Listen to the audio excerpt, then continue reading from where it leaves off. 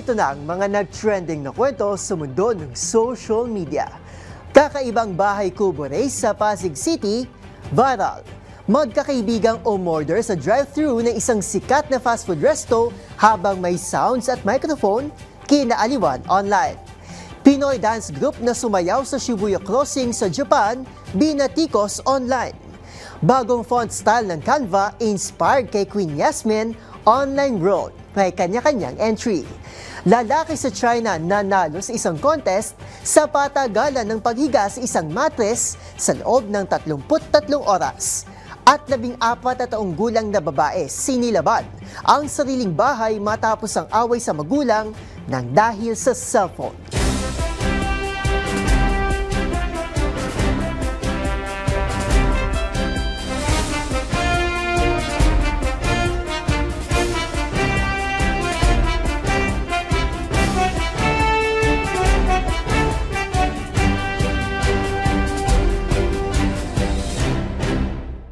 Iba't ibang mga nagva-viral na kwento na naman ang ating pag-uusapan. Mga trending sa social media na tiyak hindi lang nakakaaliw, kundi maring kapulutan din ng aral at kuminsan ay makabagbag damdamin din. Kasama ang buong pwersa ng Deezer HTV, ito po ang TNVS, Trending and Viral Show, nakahandang kumpletuhin ang buong kwento. Masaya, malungkot o isyong pambayan man yan, sagot na namin ang inyong tanghalian. Ito po si Arnold Herrera, una sa Pilipinas, una sa Pilipino.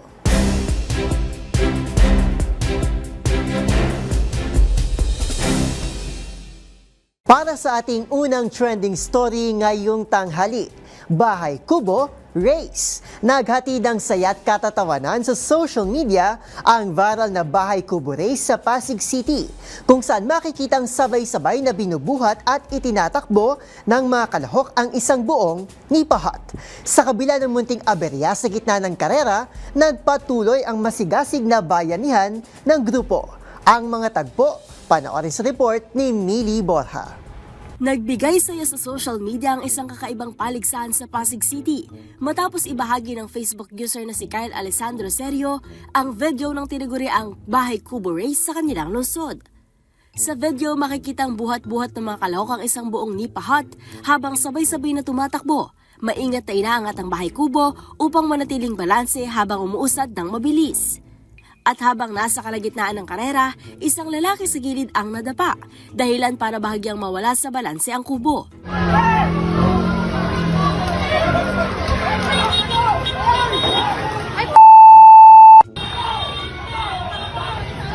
Agad namang nakalalay ang kanyang mga kasamahan at naituwid ang kubo bago muling tumakbo ng sabay-sabay.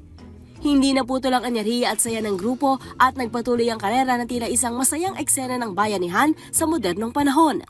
Para sa Deezer HTV, ito si Millie Borja, una sa Pilipinas, una sa Pilipino.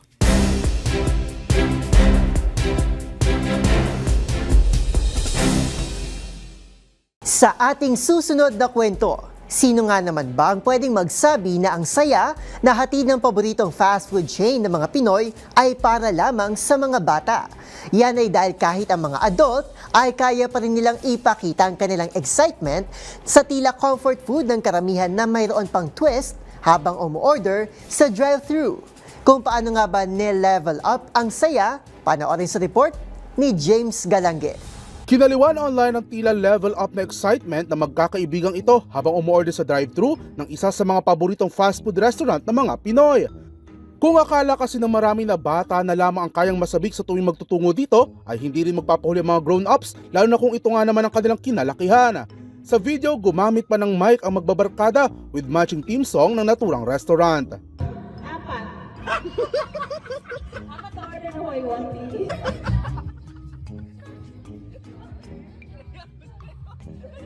Makikita rin sa TikTok video na naaliw din ng mga crew na masaya rin pinaglingkuran ang mga umano'y kuwelang customer.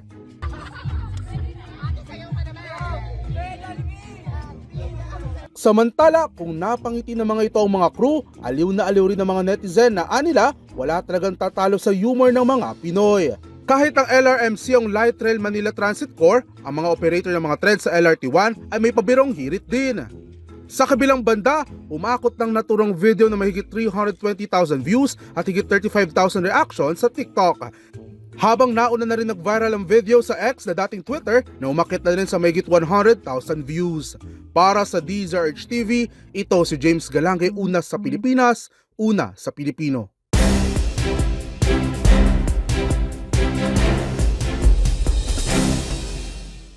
Sa ating sunod na istorya, kasunod ng viral vending machine print na photo ng aktres na si Kiray Celis sa Japan, hindi lang isa, kundi grupo ng Pinoy dancers naman ang inulan ng batikos sa Land of the Rising Sun. Ang grupo, humataw at sinakop ang isang bahagi ng Shibuya Crossing, kung saan umaabot ng higit 2 milyong tao ang tumatawid kada araw. Suwabe man ang naging galaw, malaking abala naman ang idinulot ng grupo. Narito ang report. Hindi pa man humuhupa ang galit ng Japanese community sa vending machine pre-na photoshoot ng soon-to-be wed couple na sina Kiray Celis at Stephen Estopia, isang panibagong eskandalo na naman umano ang kinasasangkutan ng mga Pinoy sa Japan. Ang Pinoy dance group na Fem Manila biglang nag-flash mob sa harap ng Shibuya Crossing na isa sa mga pinaka-busy na daanan sa Japan. Mabilis namang inulan ng batikos ang grupo, hindi lang mula sa mga Hapon, kundi maging mula rin mismo sa ating mga kababayan. Perwisyoan nilang dulot ng grupo, lalo't nadudungisan lamang ang reputasyon ng mga Pilipino dahil sa kanilang ginawa. Tikom lang daw ang bibig ng mga Hapon, pero dapat pa ring respetuhin ang mga lokal. Kumuha raw ba ng permiso ang grupo para mga bala sa gitna ng napakamataong lugar gaya ng Shibuya? Ayon pa sa isang nakasaksi umano ng flash mob, maingay pa raw ang mga Pinoy at pinagtitinginan ng marami. Hindi rin umano ito nakatulong sa ngayoy mas mailap na pagtanggap ng Japan sa mga dayuhan. Pero depensa ng isa sa mga miyembro ng grupo, hindi lang naman daw sila ang gumagawa ng content sa lugar. Niwala naman daw sila sa mismong tawiran at hindi rin naman daw sila sinita ng mga polis. First of all, andun yung pulis nanonood sa amin. So, if mali yun sa kultura nila, inuli na kami. I mean, pero wala kami dun sa crossing. Nandun kami sa area kung saan may nagbabasking, kung saan nakaupo yung mga tao, kung saan, alam mo yun, yung area bago tumawid. Matatandaan na sa pag-upo ni Japanese Prime Minister Sanai Takaichi, isinusulong nito ang lalong paghihigpit sa mga imigrant na nagnanais na pumasok sa kanilang bansa. Kabilang dito ang planong pagdoble ng residency requirements mula 5 taon paakyat ng 10 taon upang mapanatiling mapayapa ang Japan sa kabila ng dagsa ng mga dayuhan. Para sa DZRH TV, ito si Arnold Herrera. Una sa Pilipinas, una sa Pilipino.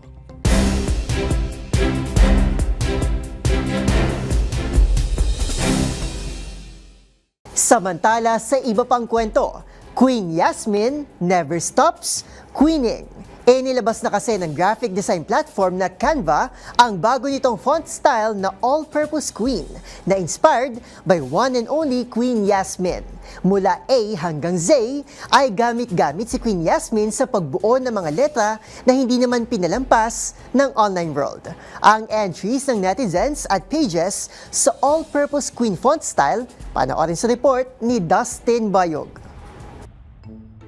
Mula sa pagturo ng vocalizations hanggang sa spoken poetry, talaga namang pinatunayan ni Queen na siya ay isang all-purpose queen.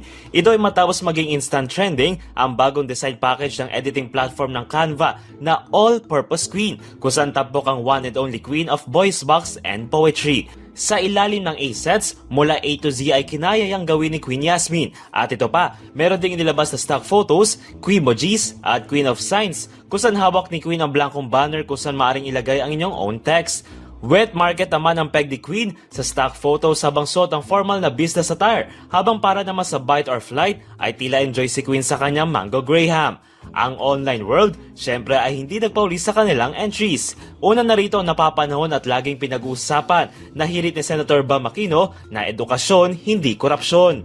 ang Hotel Sogo ay talaga namang humirit din. Meron din ang Cebu Pacific na pahin sa kanilang paparating na seat sale at maging ang ilan pang food, shopping and delivery services. Samantala, labis naman na pasasalamat ni Queen Yasmin sa oportunidad na binigay sa kanya na Canva na talaga namang #Queen.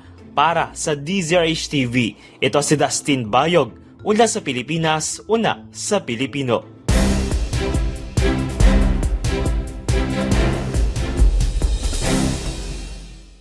Sa ating sunod na istorya, #HigaIsLife.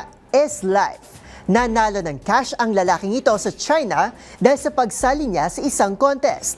Hindi sa patalinuhan o palakasan, kundi sa patagalan ng paghiga sa isang mattress. Ang buong kwento balikan sa report ni Rovic Manuel. Wagi ang isang lalaki na ito sa China nang sumali ito sa isang patimpalak. Hindi palakasan o patalinuhan ng labanan, kundi patamaran. Sa loob kasi ng 30 hours and 35 minutes, tumagal ng lalaking ito na nakahiga sa isang mattress. Pa-contest ito ng isang mattress company bilang parte ng kanilang promotional event. Sa isang shopping center, ginanap ang contest kung saan nagtipon-tipon ang nasa 240 mall goers na sumali. Inspired ang contest na ito sa tinatawag na lying flat movement.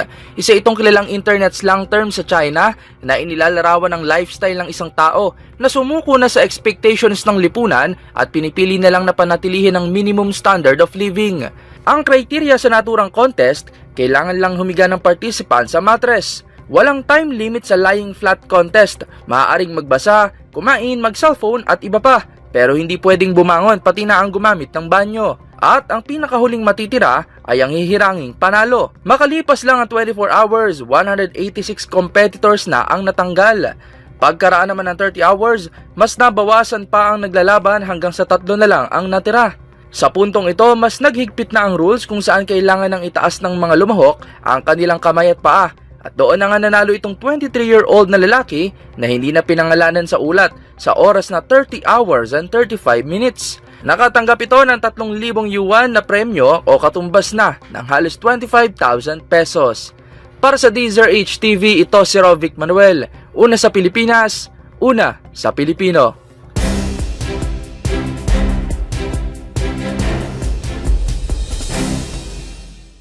Sa ating next trending story, isang 14-year-old na babae ang napaulat na sanhi ng sunog sa kanyang sariling bahay sa South Korea. Bunsod umano ng away nila ng kanyang mga magulang nang dahil sa cellphone. Nireject naman ng pulisya ang arrest warrant na inilabas laban sa dalaga, alinsunod sa Juvenile Act ng bansa. Ang buong detalye, balikan sa report ni Rose Babiera. Dinismiss na ng Gwangju District Court ang arrest warrant laban sa 14 na taong gulang na babae na pinaghihinalaang sanhi ng sunog na sumiklab sa sarili nitong apartment sa South Korea. Ayon sa ulat, sinilaban umano ng dalaga ang sariling kwarto bandang alas 10:52 ng gabi noong ika-20 ng Nobyembre gamit ang isang lighter. Agad namang rumesponde ang mga bombero at naapula ang apoy sa loob ng 20 minuto. Madali mang naapula, nasira at naabona ng sunog ang mga kagamitan sa bahay. 17 residente rin na naninirahan sa apartment complex ang agad na dinala sa ospital, bunsod ng pagkakalanghap ng usok dala ng sunog. Nang tanungin naman ng mga pulis ang babae sa naging motibasyon sa pagsisimula ng sunog, inamin ng dalaga na dahil ito sa away niya sa kanyang mga magulang. Nang hindi umano siya nito bilhan ng model ng cellphone kung saan makakagamit siya ng social media na kanyang hiling sa kanila.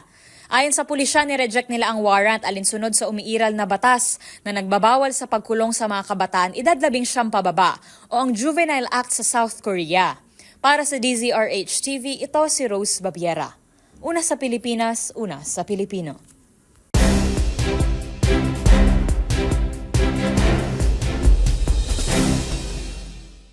At yan ang mga kwentong kinagiliwan, pinusuan at gumawa ng ingay sa social media. Kung meron di kayo makatulad na istorya, ay i-share nyo na yan sa ating comment section o di naman kayo itag nyo kami sa TikTok at DZRH News. Maraming salamat po sa inyong patuloy na pagtangkilik sa ating programa. Magkita-kita tayo muli bukas para muling himayin, tuklasin at buuin ang mga detalye para kapag nakita mo ang viral video na may nag-share, ikaw na mismo ang magdaragdag ng mga impormasyong nalaman mo sa TNVS, Trending and Viral Show. Muli ito po si Arnold Herrera. Una sa Pilipinas, una sa Pilipino.